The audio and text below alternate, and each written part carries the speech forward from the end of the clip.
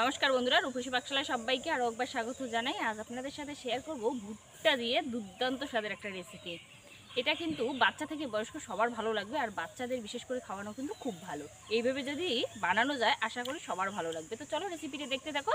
ভুট্টা আছে অ্যাকচুয়ালি আমার দাদার বাড়িতে, তাদের বাড়ি থেকে নিয়ে আসবো। আমাদের নিজস্ব কোনো ভুট্টা চাষ করি না, তো ওরা চাষ করে, ওদের বাড়ি থেকে নিয়ে আসবো। তো চলো নিয়ে আসি গিয়ে।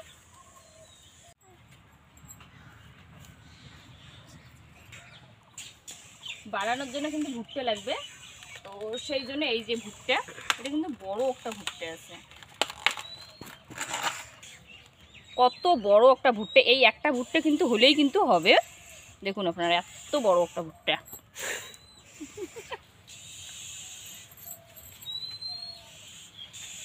ভুট্টার যে উপরের খোসাটা আছে এটা ছাড়িয়ে নেওয়া লাগবে।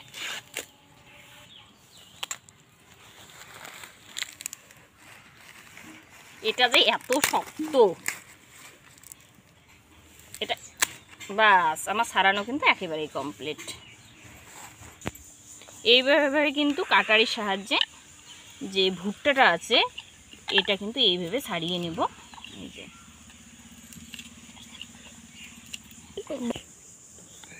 এইভাবে একটা কিন্তু যে লাইন আছে কাটারির সাহায্যে খোলানোর পর এইভাবে কিন্তু আঙ্গুল দিয়ে একটু প্রেস করলে খুব সহজেই এটা কিন্তু ছাড়ানো যায়।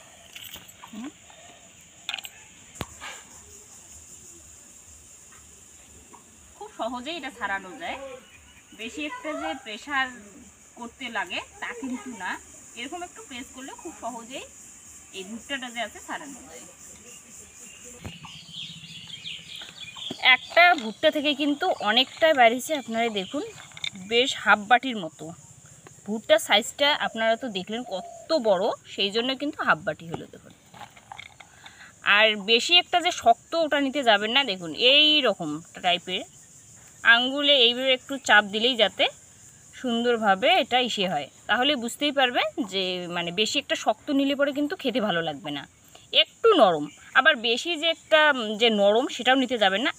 আপনারা দেখুন এই যে এরকম করলে পরে আছে এর থেকে রস বাইরে, এই যে এরকম কিন্তু নিতে লাগবে। দেখে হয়তো আপনারা বুঝতেই পারছেন কীরকম ভুট্টাটা নিতে লাগবে। এটা আবার পরিষ্কার করে ধুতে লাগবে।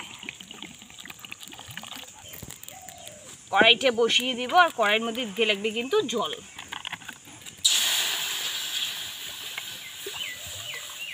জলটাকে ভালোভাবে ফোটানো লাগবে।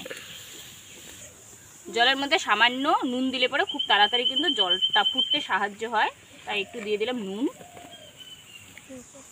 জলটা ভালোভাবে যখন ফুটবে এরপরে যে ভুট্টাটা আছে সেটা কিন্তু দিতে লাগবে।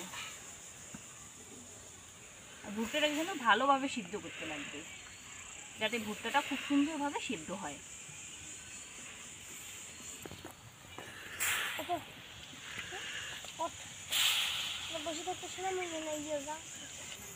এটা সিদ্ধ হতে একটু সময় লাগবে, তো এটা সিদ্ধ হতে হতে এই পাশে আছে হচ্ছে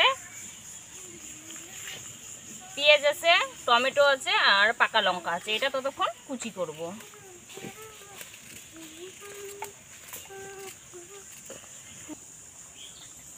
টমেটো আর পেঁয়াজটা কিন্তু একইভাবে কাটবো, কুচি কুচি করে, বেশি একটা বড় করব না, একদম কুচি কুচি করে কাটতে লাগবে।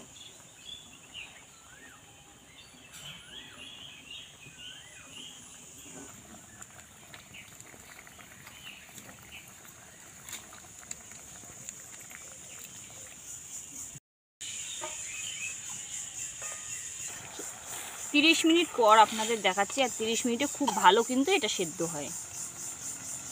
এই দেখুন ঠিক এইভাবে কিন্তু সেদ্ধটা করা লাগবে।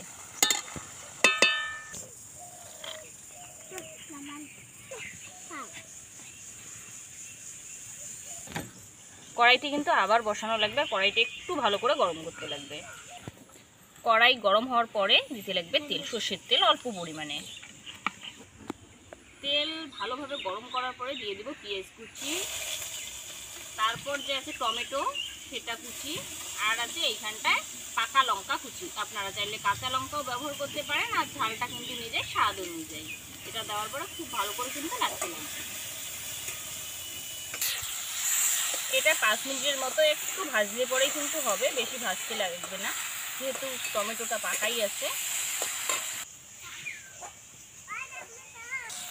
এরকমই কিন্তু ভাজতে লাগবে, এর থেকে আর কড়া করতে যাবেন না, ঠিক আছে। এরপর যে সেদ্ধ করা ভুট্টা আছে সেটা কিন্তু দিয়ে দেবো।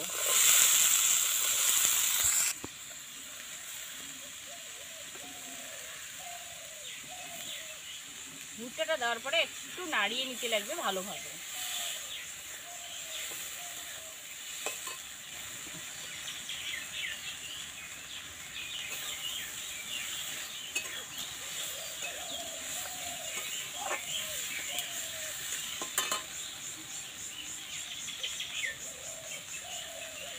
এরপরে স্বাদ মতো কিন্তু নুন।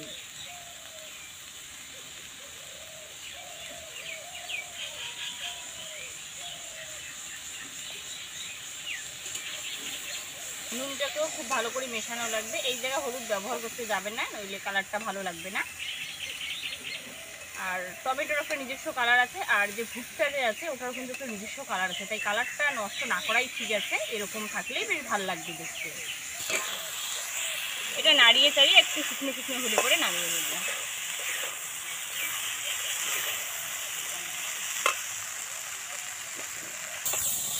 বন্ধুরা ঠিক যেন এরকমই হয়, এর থেকে আর ভাজতে লাগবে না। বাস এটা কিন্তু আমার কমপ্লিট, এটা আবার নামিয়ে নেব।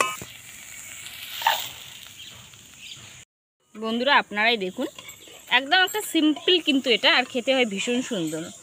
বাচ্চাদেরকেও এইভাবে একবার করে খাওয়াবেন, কারণ এটা খাওয়া কিন্তু খুবই ভালো, বাচ্চা হোক বা বয়স্ক সবার পক্ষেই ভালো। একদম সিম্পল করে এইভাবে একবার করে খাওয়াবেন, দেখবেন জাস্ট অসাধারণ লাগে। জাস্ট অসাধারণ।